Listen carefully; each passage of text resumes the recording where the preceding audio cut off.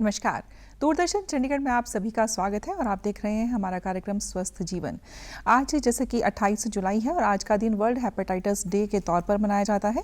ये जो कार्यक्रम है ये सेंट्रल गवर्नमेंट की तरफ से 2 साल पहले इस वायरस की जो अहमियत थी उसे देखते हुए ये शुरू किया गया था। तो इसी पर आज हम विस्तार से बात करेंगे कि किस तरह का वायरस है। जैसे कि आज के समय में कोविड-19 एक बहुत बड़ी महामारी के तौर पर आज पूरे विश्व के सामने है। तो इन दोनों के आपस में किस तरह से कनेक्टिविटी है, इसे हमें किस तरह से हम क्योर कर सकते हैं, किस तरह से हम सावधानी बरत सकते हैं, इसी पर आज हम तमाम जानकारी हासिल करेंगे। और ये तमाम जानकारी देने के लिए हमारे साथ स्टूडियो में मौजूद हैं डॉक्टर मंजीत सिंह, जो स्टेट नोडल ऑफिसर है national viral hepatitis control programme के। तो सर, आपका स्टूडियो में स्वागत है। इससे पहले हम बात करेंगे, इस तरह कि डॉक्टर साहब से हम बात करेंगे, लेकिन उससे पहले हम एक बहुत ही महत्वपूर्ण मैसेज हम सुनेंगे जो डॉक्टर अजय दुसेजा की तरफ से है, जो प्रोफेसर हैं डिपार्टमेंट ऑफ हेपेटोलॉजी के PGI-MER चंडीगढ़ में। तो सुनते हैं कि उनका इस पर क्या मैसेज है। हाय एवरीवन, मैं डॉक्टर अजय दुसेजा हूँ और मैं PGI चंडीगढ़ के लिवर विभाग में प्रोफेसर हूँ।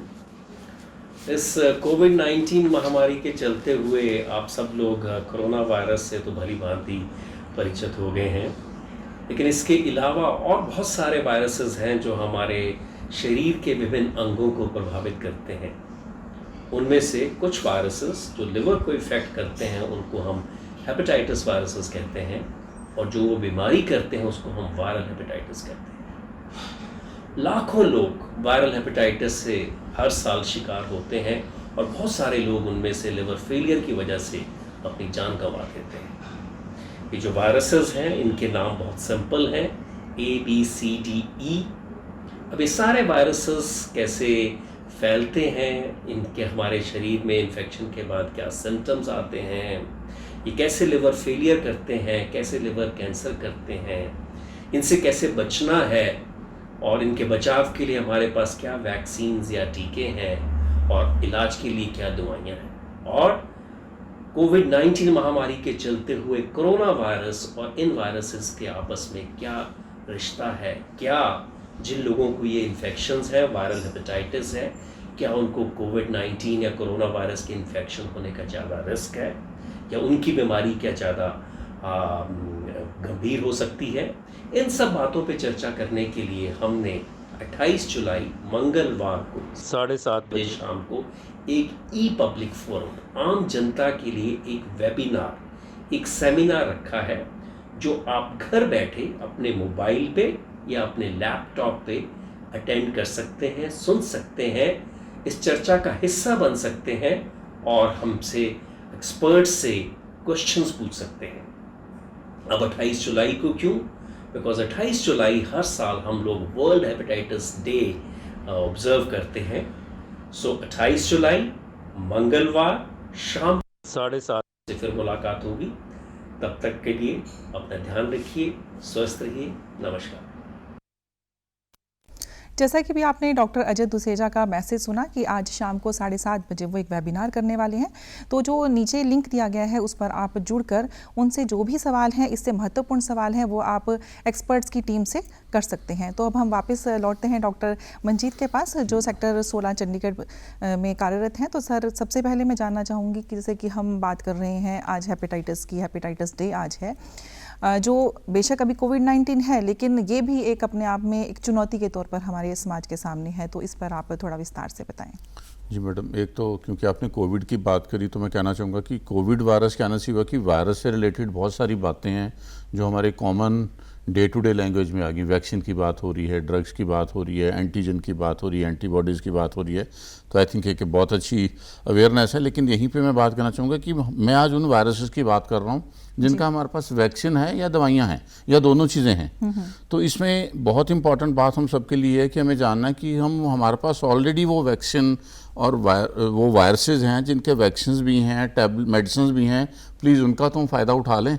नए वाले का तो हम वैक्सीन और टैबलेट्स ढूंढ रहे हैं, आएंगी वो भी, लेकिन ऑलरेडी जो हम वायरल हेपेटाइटिस की बात कर रहे हैं, इस समय जैसे आपने ही कहा कि 2 साल पहले गवर्नमेंट ऑफ इंडिया ने प्रोग्राम लॉन्च किया है। तो हेपेटाइटिस बी और सी जो कि लंबी चलने वाली बीमारियां हैं, तो इसमें एक बार वायरस आ जाता है बॉडी में तो ज़िंदगी भर साथ चलता है। तो उसमें बी का वैक्सीन बहुत देर से अवेलेबल है, may be more than 30 to 40 years vaccine market में अवेलेबल है। और अभी तो यूनिवर्सल इम्यूनाइजेशन प्रोग्राम है, तो सभी बच्चों को वैक्सीन दिया जा रहा है। तो उससे हम ये उम्मीद करेंगे कि जो नई जनरेशन हमारी आ रही है उसमें तो शायद ये वैक्सीन की ट्रांसमिशन ऑलमोस्ट ख़त्म ही हो जाए। और इसी तरह से जो ब्लड बैंकिंग है, क्योंकि ये जो वायरसेस हैं ये ब्लड के थ्रू या बॉडी के किसी भी फ्लूइड के, मरीज के किसी भी दूसरे इंसान के कांटेक्ट में आना चाहिए, लाइक ब्लड ट्रांसफ्यूजन है, अनसेफ सेक्स है, कॉमन सिरिंजेस यूज़ करना है, तो ये कॉमन मॉडलिटीज़ होती हैं। तो ब्लड बैंकिंग में पिछले बहुत सालों से अब रेगुलर स्क्रीनिंग हो रही है, तो वहाँ से भी हमें सेफ्टी बहुत इंश्योर हो गई है। और एक इसमें और बड़ी इंपॉर्टेंट कैटेगरी है हेपेटाइटिस बी में, जो मदर टू चाइल्ड ट्रांसमिशन है। आज ऑलरेडी अभी गवर्नमेंट ऑफ इंडिया का वेबिनार था, जस्ट अटेंडेड दैट आल्सो। तो उसमें है कि एक बहुत बड़ा हमारा ग्रुप है कि अगर छोटे बच्चों को जन्म के टाइम ये वायरस हो जाए तो बॉडी से क्लियर नहीं हो पाता, तो वो क्रॉनिक इन्फेक्शन हो जाती है। तो ऑलरेडी पहले से ही हमारे कंट्री में चल रहा था, लेकिन इस प्रोग्राम के अंडर और बहुत ज़्यादा फोकस हो गया है कि सब बच्चों को जन्म पे ही हेपेटाइटिस बी का वैक्सीन दिया जाता है। और जो माताएं प्रेगनेंसी के दौरान हेपेटाइटिस बी पॉजिटिव हैं, यानी कि हम सारी मदर्स का प्रेगनेंसी में हेपेटाइटिस बी और सी के लिए टेस्ट करते हैं, तो जिनका बी पॉजिटिव है उनके बच्चों को जन्म पे ही एक इम्यूनोग्लोबुलिन का इंजेक्शन दिया जाता है। तो जैसे आज हम प्लाज्मा थेरेपी की बात कर रहे हैं, कोविड में बात हो रही है, तो बड़ी पैरेलल सी बातें हैं। तो वो इम्यूनोग्लोबुलिन क्या करती है, मान लो बच्चे में ऑलरेडी माँ से वो वायरस ट्रांसफर हो चुका है हेपेटाइटिस बी, तो वो इम्यूनोग्लोबुलिन उसको न्यूट्रलाइज कर देंगे, उसके इफेक्ट को खत्म कर देंगी, क्योंकि वैक्सीन को अपना टाइम काम करने में थोड़े से दिन लगते हैं। डॉक्टर साहब, हम इसमें वैक्सीन पे हम बाद में आते हैं। सबसे पहले से आपने यहाँ पर खास तौर पे दो इसके वायरस की बात करी। वैसे तो ABCD ये 5 तरह का है, लेकिन B और C पर आपने खास तौर पर फोकस इसमें किया है। तो इसमें मैं जानना चाहूँगी B और C को आप थोड़ा अलग अलग करके कि कितना ये यानी कि क्रॉनिक कितना हो सकता है, अगर हम C की बात करें या B की बात करें। जैसे आपने कहा कि जन्म के समय ही बच्चे को हो जाता है तो उसके लिए वैक्सीन ज़रूरी है, तो इन दोनों को थोड़ा सा आप डिफ्रेंशिएट करके बताएं। एक तो B और C की कुछ कॉमन बातें हैं, और HIV ने भी हमारे सोसाइटी में वायरसेस की ट्रांसमिशन के बारे में बहुत नॉलेज बढ़ाई थी।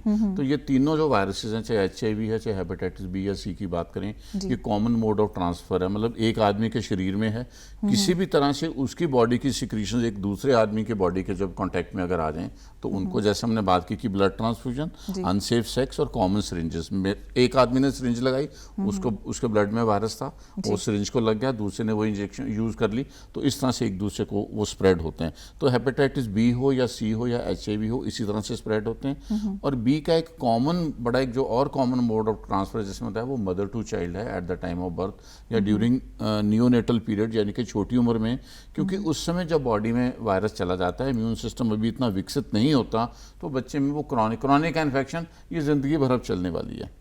और अब अगर वायरस बॉडी में ज़िंदगी भर रहेगा तो वो ऑब्वियसली कुछ ना कुछ करेगा, एक हेल्दी लाइफ बच्चा नहीं जी पाएगा। हाँ, एक तो क्रॉनिक लिवर डिजीज हो जाती है, जिसको सिरोसिस वर्ड के नाम से लोग जानते हैं। तो क्रॉनिक लिवर डिजीज मतलब कि लिवर खत्म होने की कगार पे आ जाता है कि अब अगर हम नया लिवर नहीं डालेंगे तो वो इंसान नहीं जी पाएगा।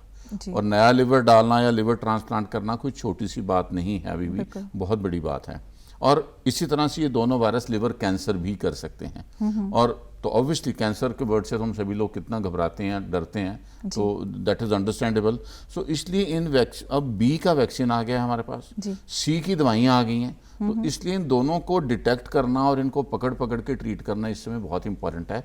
यही इस प्रोग्राम के अंडर जो गवर्नमेंट ऑफ इंडिया का फोकस है कि हम स्क्रीन करें, चाहे वो हाई रिस्क ग्रुप में, हाई रिस्क इनको आप कह सकते हो जो ऑलरेडी HIV पॉजिटिव हैं, जो कि कॉमन सिरिंजेस यूज़ कर रहे हैं, जो या जिन लोगों के सेक्सुअल बिहेवियर में कि they can get from each other. तो अगर हम उन लोगों को सबकी स्क्रीनिंग कर लेते हैं, उनमें से जो पॉजिटिव लोग आ जाते हैं उनको ट्रीट कर देते हैं, तो एक बहुत बड़ा चंक ये खत्म हो जाता है। जी, तो ऐसा आपने यहाँ पर बात कही कि B के लिए तो अभी वैक्सीन है, लेकिन C के लिए अभी सिर्फ मेडिसिन हैं, तो ये कितना ज़्यादा खतरनाक हो सकता है? खतरनाक तो लिवर खत्म हो जाएगा, कैंसर हो जाएगा, इससे ज़्यादा तो और कुछ भी नहीं हो सकता। यानी कि उसमें क्योरेबल नहीं है, अगर एक बार अगर आपको C हो जाता है तो उसमें आपका जान का खतरा रहेगा। उसका था कि जब भी इन्फेक्शंस होती है ना तो बॉडी लड़ती है इनिशियली। तो कुछ लोगों में तो ये, जैसे मैंने बताया कि अगर बच्चे में B आएगा तो उसके क्रॉनिक होने के चांसेस 80% के करीब हैं, लेकिन अगर वो एडल्ट में होता है तो उसमें चांसेस है कि वो बॉडी क्लियर कर देगी, लेकिन कुछ लोगों में वो भी क्रॉनिक बन सकता है। तो किसी भी एज ग्रुप में हो सकता है हेपेटाइटिस? Any age group. जैसे कि बी की आपने बात कही, वो जन्म के समय हो सकता है बच्चे को, तो जो सी है वो किसी भी उम्र में हो सकता सारे है। ये वायरसेस किसी भी उम्र में हो सकते हैं जी। No तो इसमें age अब डॉक्टर साहब मैं जानना चाहूँगी, जैसे आपने यहाँ वैक्सीन की बार बार बात की है, तो क्यों ज़रूरी है और बच्चों को इतना ज़्यादा, यानी कि जैसे कि हम बात करें गवर्नमेंट की तरफ से, अगर हम बात करें कि स्कूल में जाकर बच्चों को इस तरह की वैक्सीन के लिए कहा गया था, लगाई गई थी, फ्री गवर्नमेंट की तरफ से लगाई गई थी, तो मैं चाहती हूँ कि ये जनता को पता लगे कि कितना ज़रूरी है इस तरह की वैक्सीन अगर गवर्नमेंट ये कदम उठा रही है तो। एक तो जैसे मैंने कहा कि ब्लड अब स्क्रीनिंग होती है तो ब्लड से वायरस नहीं आ रहा हमारे। जी। Mother to child transmission is a very common still a way जिससे कि हमारे सोसाइटी में ये वायरस पल रहा है। जी। तो अगर हम बच्चों को और मदर को अगर चेक कर लें तो ऑब्वियसली इसकी वायरस की ट्रांसमिशन ऑलमोस्ट एलिमिनेशन के कगार पे पहुंच जाएगी। जी। तो ये वैसे भी वैक्सीन जो गवर्नमेंट ऑफ इंडिया के इस समय वैक्सीनेशन का जो प्रोग्राम है जिसमें BCG, DPT, पोलियो की हम बात करते हैं, ऑलरेडी उसमें आ चुका है ये। जी। तो बच्चों को हेपेटाइटिस बी की वैक्सीनेशन दी जा रही है सबको। और जैसे मैंने बताया अगर मदर पॉजिटिव है तो इम्यूनोग्लोबुलिन भी देते हैं। और अभी नई ट्रीटमेंट स्ट्रेटजी में जिन मदर्स में ड्यूरिंग प्रेगनेंसी वायरल लोड बहुत ज़्यादा होगा, वायरल लोड का उसकी बॉडी में वायरस की मात्रा बहुत ज़्यादा है, तो वो ड्यूरिंग प्रेगनेंसी भी शायद बच्चे को तो अब उसकी इवन मेडिसिन भी अवेलेबल हैं और वो प्रेगनेंसी में बड़ी सेफ हैं, ताकि हम मदर के भी वायरल लोड को कंट्रोल कर सकें और माँ से अगर बच्चे को वायरस जाना है उसको भी रोक सकें। जी। डॉक्टर बंजी, जैसे कि अभी कोविड-19 भी एक महामारी के तौर पर है और हेपेटाइटिस भी उसी तरह की जो एक बीमारी है, तो दोनों को अगर हम कनेक्टिविटी आपस में देखें तो कितना ज़्यादा हाई रिस्क पर, अगर हम कहें कि एक प्रेग्नेंट लेडी है या और हैं, तो ये कितना मुश्किल रहेगा? उसका अभी कोविड के दिनों में एक सब लोगों ने वर्ड सुना होगा, कोमॉर्बिड कंडीशंस, जी। कि जी कोविड है डायबिटीज़ वालों को, हाइपरटेंशन वालों को, ओल्ड एज वालों को। तो कोमॉर्बिड का मतलब अगर कोई भी साथ में दूसरी बीमारी है, मतलब आदमी ऑलरेडी एक बीमारी से ग्रसित था, जी। वो बॉडी ऑलरेडी लड़ रही थी, ऊपर से एक और आ गया ऑटोमेटिकली, जैसे कॉमन सेंस कि अगर एक आदमी कमज़ोर है, बीमार है, उस पर एक और बीमारी आ जाएगी तो उसको डैमेज ज़्यादा करेगी, उसका रिस्क ज़्यादा हो जाएगा। तो इसी तरह से अगर मान लो किसी को वायरल हेपेटाइटिस है, वायरस बॉडी में है, एक्टिव है, एक वायरस और आ गया, बॉडी अभी एक से बेचारी लड़ रही थी, उसको तो वो ख़त्म नहीं कर पा रही क्योंकि क्रॉनिक हो गया, ऊपर से एक बहुत ही अग्रेसिव वायरस आ गया, तो डेफिनेटली आज शाम को डॉक्टर अजय इस टॉपिक पे बात करने वाले हैं। आई विल रिक्वेस्ट कि सभी उस टॉपिक पे, ये जो आपने बात की है बड़ा इंपॉर्टेंट टॉपिक है, उस पर भी उन्होंने बात करनी है। तो it will obviously become aggressive. दो वायरसेस इकट्ठे, एक ही बहुत है तो दो इकट्ठे हो गए ऊपर से। जी, तो ये तो और ज़्यादा बड़ी ही मुश्किल कंडीशन हो जाएगी। बल्कि बी और सी इकट्ठे हो सकते हैं, HIV और बी इकट्ठे, कोई भी वायरस इकट्ठे हो सकते हैं, इनको क्या दिक्कत है? तो पलते हैं हमारी बॉडी पे, हमारी बॉडी इनकी खुराक है। एक को मान लो बी पॉजिटिव है, उसको सी वाले की सिरिंज यूज़ कर ले, HIV वाले की, सारे वायरसेस इकट्ठे हो सकते हैं। ऑब्वियसली कॉम्प्लिकेशन बढ़ जाएंगी क्योंकि वायरसेस बॉडी में ज़्यादा आ गए हैं। जी। बच्चों के ऊपर ज़्यादा फोकस किया जा रहा है, जैसे कि अगर हम किसी भी तरह से, जैसे कहा जा रहा है कि बचपन में सब बच्चों को खसरे का टीका लगता है, तो शायद इस तरह का भी ये वैक्सीन लगने लगी है।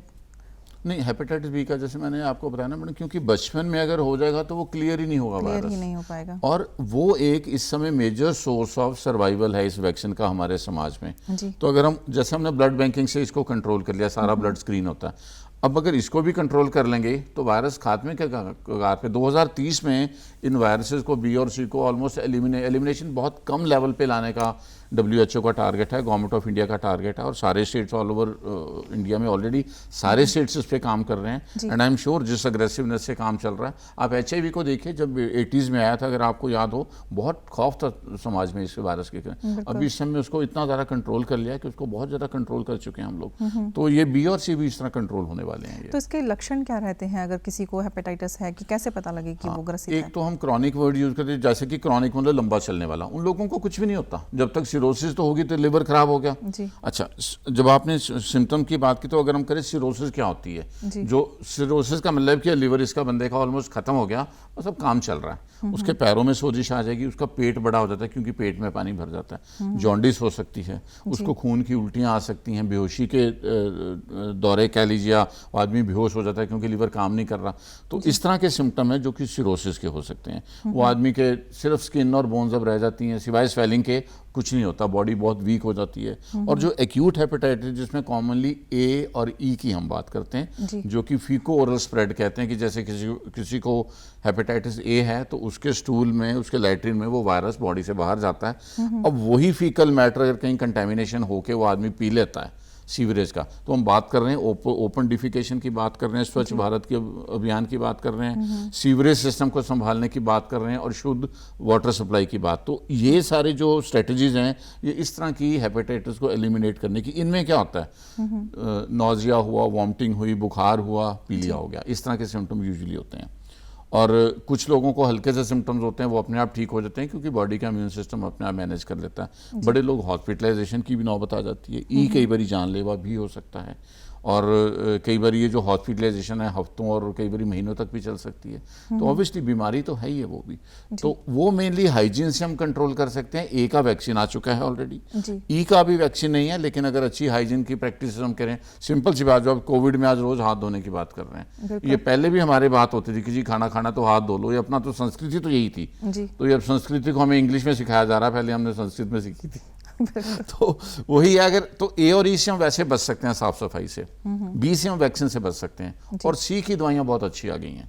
95% लोगों का 12 हफ्ते की ट्रीटमेंट से तकरीबन क्योर हो रहा है अपनी कंट्री में इस समय। और हर जिले के हॉस्पिटल में, बल्कि कई स्टेट में तो इवन सब डिस्ट्रिक्ट हॉस्पिटल्स पे टेस्ट भी वहीं हो रहे हैं, दवाइयाँ भी वहीं मिल रही हैं और सब कुछ पब्लिक के लिए फ्री है। जी, यहाँ पर बड़ी ही खास बात जो डॉक्टर मंजीत ने कही, जो मैंने तो नोटिस की, शायद आपने भी की होगी, कि जो बार बार जोर दिया जाता है सरकार की तरफ से स्वच्छ भारत अभियान, तो आपस में ये किस तरह से सारी स्कीम्स कनेक्टेड हैं और ये किस तरह से इफेक्ट डाल सकती हैं हमें, इस तरह की बीमारियों से हम किस तरह से बच सकते हैं। ये तो सिलेबस बना दिया ना अलग अलग वायरसेस का। वायरसेस ने तो किताबें पढ़ी नहीं है जी, वो तो सारी गंदगी में भी। आप चाहे टाइफाइड की बात करते हैं, कॉलरा की बात करते हैं, हैजा की बात करते हैं, उल्टियाँ टट्टियाँ, इवन पोलियो है, पोलियो का वायरस भी ऐसे ही जाता है स्टूल के थ्रू, कंटेमिनेटेड वाटर से। तो बीमारियां तो सारी गंदगी से आते हैं, हम जानते हैं। जो मक्खियां हैं या वो अपने पैरों से बैक्टीरिया, तो कौन सी डिजीज है जो कि मतलब गंदगी से जो मजा आएगा हमें, गंदगी तो दैट्स यूनिवर्सल फिनोमेना। तो सफाई रखनी तो बहुत बड़ी बात है कि भारत सरकार के लेवल पर स्वच्छ भारत के अभियान, बच्चा बच्चा ये बात करता है, and I think we all need to contribute to that. तो यस, उसमें हेपेटाइटिस का अपनी कंट्रीब्यूशन है, बाकी और बीमारियों का बहुत बड़ा रोल। जी सर, इसमें हाई रिस्क ग्रुप कौन सा रहता है और उससे किस तरह से बचाव की जरूरत है? हेपेटाइटिस की स्पेशली और HIV की अगर बात करें, कॉमन जैसे उनका वायरस एक जैसे बिहेव करते हैं, तो हाई रिस्क ग्रुप वो है कि जिन लोगों के बिहेवियर की वजह से एक वायरस वाले का वायरस हमारी बॉडी में आ सकता है। उसमें एक तो सिरिंजेस हो सकती हैं। अब जैसे IV ड्रग यूजर्स हैं, सिरिंजेस एक ही है सबके पास, एक ही सिरिंज से सबने टीका लगा लिया, तो किसी एक को था तो सबको हो गया। और इसी तरह से अनसेफ सेक्सुअल प्रैक्टिसेस हैं, एक आपके पार्टनर को वायरस है उससे आ जाएगा। तो these are called high risk groups, जहाँ से कि आपके बिहेवियर्स की वजह से आपको आ सकता है। तो उसमें अब क्या बात की जाती है, एक तो सिरिंजेस डिस्पोजेबल हों, कोई अगर मान लो किसी को IV ड्रग्स यूज़ करनी है, भैया सिरिंज तो अपनी अपनी यूज़ कीजिए। जी, और ऐसी जो भी अगर आपकी सेक्सुअल प्रैक्टिसेस हैं, तो जो यूनिवर्सल बातें होती हैं, तो that protection at least should be taken if somebody has to indulge in these activities. तो these are called high risk groups. तो प्रोग्राम के अंडर गवर्नमेंट ऑफ इंडिया की क्या स्ट्रेटजी कि सब तरह के इन लोगों को स्क्रीनिंग किया जाए।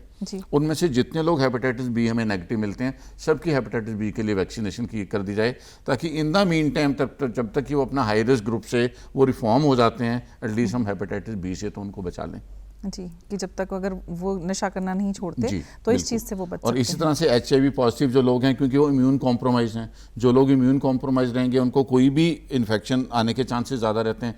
तो सब HIV पॉजिटिव लोगों के टेस्ट ये अंडर प्रोग्राम किया जा रहा है, ताकि वो जो लोग उनमें से नेगेटिव हैं उन सबको भी वैक्सीनेट कर दिया जाए, एटलीस्ट जो प्रिवेंटेबल डिजीज़ है उससे सबको। तो ये तकरीबन 5 करोड़ के करीब ये लोगों का टारगेट है ऑल ओवर द कंट्री, क्योंकि 5% के करीब जो इंसिडेंस प्रेवलेंस की बात होती है। तो that is what is the target कि इस तरह के सभी लोगों को कर लिया जाए कवर। और अभी बच्चों में तो यूनिवर्सल हो ही रही है, तो सारी पॉपुलेशन टाइम के साथ कवर होने वाली है वैक्सीन के साथ। जी, अच्छा सर, डॉक्टर मंजीत, अभी आपने कहा कि बच्चों को तो चलिए बचपन में जिस टाइम बच्चे बर्थ है उस टाइम पर एक वैक्सीनेशन हो गई, उसके इंजेक्शन लग गया। अगर हम बाकी एज ग्रुप की बात करें तो इसमें कितने यानी कि ध्यान रखने की ज़रूरत है? किस एज ग्रुप की अगर हम बात करें तो? प्रिवेंटेबल डिजीज़ है और ख़तरनाक बीमारी है, तो हर किसी को वैक्सीनेशन जिसकी नहीं हुई तो करवा लेनी चाहिए। अगर कोई एज ग्रुप में ऐसा कोई ज़्यादा बुजुर्ग इंसान है तो उसको कितना ज़्यादा रिस्क रहता है इस चीज़ से? ऑब्वियसली जो इसमें हम बात करते हैं एक्सट्रीम्स ऑफ एजेस, बहुत छोटी उम्र, अभी इम्यून सिस्टम पूरा तैयार नहीं हुआ, ओल्ड एज, इम्यून सिस्टम अब पुराना हो चुका है। तो ये दोनों एजेस जो हैं एट बहुत, जैसे अब कोरोना में बात होती है 60-65 से ऊपर के लोग घरों से बाहर ना निकलें, छोटे बच्चे ना जाएं, प्रेग्नेंट लेडीज़ हैं। तो ये 3 कैटेगरीज रहती हैं जिनमें कि हर तरह की बीमारी जो नॉर्मल से ज़्यादा आती है। तो ऑब्वियसली इनमें वैक्सीनेशन की इंपॉर्टेंस और भी ज़्यादा बढ़ जाती है। तो दैट वे किसको चाहिए बीमारी? किसी को भी नहीं चाहिए। तो एवरीबडी शुड गेट प्रोटेक्टेड। तो हेपेटाइटिस बी की वैक्सीनेशन तो हर उस इंसान को जिसका आज तक वैक्सीनेशन नहीं हुआ, आई विल से के दे। अब तो वैक्सीन भी इतने सस्ते हो गए हैं कि थ्रो अवे प्राइजेस पे वैक्सीन मार्केट में भी अवेलेबल हैं, गवर्नमेंट हॉस्पिटल में भी अवेलेबल हैं। कोई भी किसी हॉस्पिटल में आके कह दे जी मेरे को बी का वैक्सीनेशन लगा दो, वी डोंट इवन बॉदर, आइए आप लगाते हैं आपको। जी डॉक्टर साहब, जैसा कि ये तो बात हुई चलो कि हम लोग चंडीगढ़ से शहर में बैठे हैं, यहाँ पर हर तरह की सुविधा है। अगर हम गांव की बात करें जहाँ पर पूरी तरह सुविधा नहीं है, तो उसके लिए आप क्या कहेंगे? जहाँ तक वैक्सीनेशन की बात है, गांव-गांव में सब सेंटर में हेल्थ एंड वेलनेस सेंटर्स हैं, सब जगह ये वैक्सीन अवेलेबल है, पूरे कंट्री में है। ऐसी कोई डाउट वाली बात ही नहीं, बल्कि इस समय ये वैक्सीन वर्ल्ड ओवर अवेलेबल है। जी। आप किसी भी WHO का पूरा, क्योंकि वर्ल्ड ओवर जो गाइडेंस सुपरविजन रहती है और सभी कंट्रीज़ में दे आर अवेलेबल। ऐसे आप किसी भी गांव में जाके जो ANM दीदी होती हैं या आशा बहन जी हैं, उनसे पूछ लीजिए, वैक्सीन नहीं मिल जाएगा, कहीं जाने की ज़रूरत ही नहीं है। जी। और इस तरह से अगर हम बात करें कि आम जनता की अगर हम बात करें तो किस तरीके से इसको और ज़्यादा समझने की ज़रूरत है? ऐसा आज हेपेटाइटिस डे है और एक बड़े तौर के ऊपर ये सरकार की तरफ से मनाया जाता है। एक मुहिम एक अगर हम सोचेंगे है ऐसा कि पोलियो को ख़त्म करने की बात की गई थी, तो इस पर आप क्या कहेंगे? उसमें यह है कि मैडम, क्योंकि हेपेटाइटिस का कोई जो क्रॉनिक हेपेटाइटिस है, बड़ी बड़ी उनके सिम्टम्स ही नहीं होते। तो एक तो जहाँ पे भी कभी किसी के मन में भी बात आती थी, टेस्ट कराने में कोई बुराई नहीं है। और जिन लोगों को पॉजिटिव है, सारी दवाइयाँ फ्री मिल रही हैं, दवाइयाँ ज़रूर ले लें।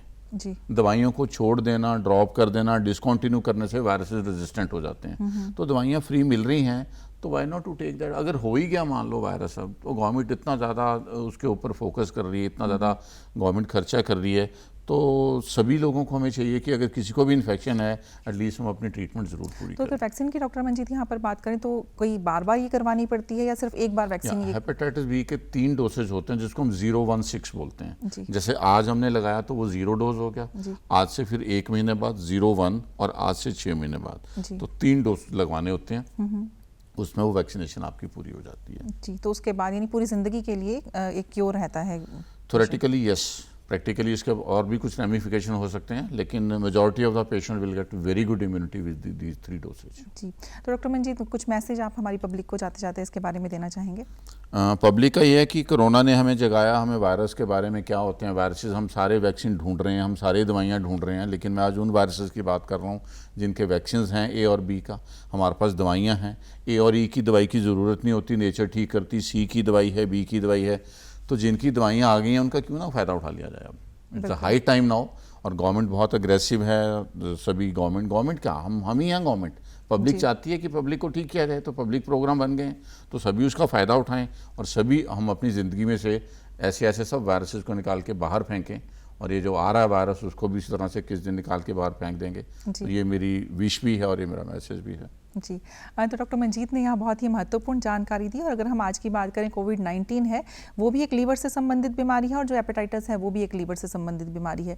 तो इस चीज़ को समझना बहुत ज़रूरी है और इसके लिए जैसा कि डॉक्टर साहब ने कहा कि जिस चीज़ की वैक्सीन आ चुकी है एटलीस्ट हम उसको अवॉइड ना करें, उसको हम लोग ज़रूर लें, ताकि हम उसके साथ साथ बाकी बीमारियों से भी हम लोग सेफ रह सकें। तो जाते जाते एक बार फिर मैं चाहूँगी कि डॉक्टर जो अजय हैं, डॉक्टर अजय दुसेजा हैं, उनका मैसेज मैं एक बार चाहूँगी कि दोबारा से आप सुनें कि वो क्या कह रहे हैं वैक्सीन के बारे में। हाय एवरीवन, मैं डॉक्टर अजय दुसेजा हूँ और मैं PGI चंडीगढ़ के लिवर विभाग में प्रोफेसर हूँ। इस कोविड-19 महामारी के चलते हुए आप सब लोग कोरोना वायरस से तो भली भांति परिचित हो गए हैं, लेकिन इसके अलावा और बहुत सारे वायरसेस हैं जो हमारे शरीर के विभिन्न अंगों को प्रभावित करते हैं। उनमें से कुछ वायरसेस जो लिवर को इफ़ेक्ट करते हैं उनको हम हेपेटाइटिस वायरसेस कहते हैं, और जो वो बीमारी करते हैं उसको हम वायरल हेपेटाइटिस कहते हैं। लाखों लोग वायरल हेपेटाइटिस से हर साल शिकार होते हैं और बहुत सारे लोग उनमें से लिवर फेलियर की वजह से अपनी जान गंवा देते हैं। ये जो वायरसेस हैं इनके नाम बहुत सिंपल हैं, ABCDE।